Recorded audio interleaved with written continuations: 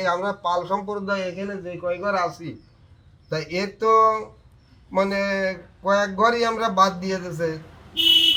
এখন ব্যবসার লাইন অন্যটা পালি পারে, সে আর এই করতেছে না। এখানে দায় টেকা যারা, যে আমরা নিতান্ত একেবারে না করলে চলে না, ওই তারাই এই মাটির কাজ আমরা করতেছি। আমাদের যে মানে শ্রম যায় এই হিসেবে আমরা পয়সা পাই না। আমার নাম লিটন পাল, আমার বাড়ি ফকিরহাট। আমরা 4টে প্রতিমা কাজ করতেছি এবছর। তার 3টে আছে বাড়ি, একটা বাইরে। তবে এবার মালামালের যে দাম, তাতে মালের কিনতে গেলে দাম বেশি, কিন্তু মজুরি আমরা সমানভাবে পাচ্ছি না, এবং বর্ষার আবহাওয়ার কারণে আমাদের খুব সমস্যা হচ্ছে। একটি অসাম্প্রদায়িক বাগেরহাট জেলার মধ্যে উপজেলা, ফকিরহাট উপজেলা অসাম্প্রদায়িক। আমরা ফকিরহাটে আমি লক্ষ্য করেছি, আমার বয়স 51 বছর। আমি এই পর্যন্ত লক্ষ্য করেছি, আমার জ্ঞান থেকে এই পর্যন্ত, যে আমাদের যে পূজাগুলো হয় সেই পূজাগুলো খুব সুষ্ঠু সুন্দরভাবে হয়ে থাকে, এবং সেই পূজা সুষ্ঠু সুন্দরের ক্ষেত্রে অন্য ধর্মাবলম্বী যারা আছেন তারা আমাদেরকে সহযোগিতা করে থাকেন।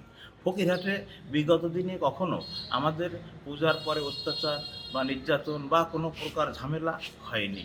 আমরা এটা হিন্দু মুসলমান সবাই মিলে দুর্গোৎসব পালন করে থাকি।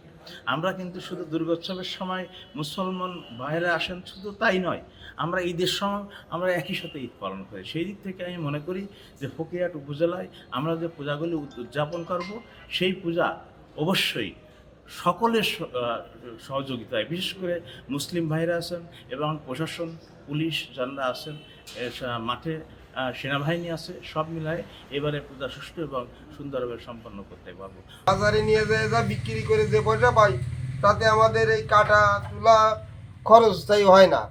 তাই এখন আমরা, আমার কাছে যদি একজন এসে মানে আমার কমিটির থেকে এসে আমার কাছে বলতেছে যে আমার এই চান্দা মানে দেওয়া পুজোর খরচা হিসাবে, তা আমি যে দেব, আমি এই পয়সা উপার্জন করবো কোথার থেকে? যে আমার যে ফসল, এই ফসলেও তো আমি পয়সা পাচ্ছি না। কাজে আমরা যে পালমাশাই, আমরা যে প্রতিবার কাজ করতেছি, এখন আমরাই বা তাদের কাছে মানে টাকা পাবো কোথায়? তারা যদি না দেয়, তা আমরাই বা পাবো কোথায়? তাদের যে অভাব অবলটনের যে দেখাচ্ছে যুক্তি, সেটাও তো মিথ্যা না। এখন দেবে কোন জায়গার থেকে পয়সাটা?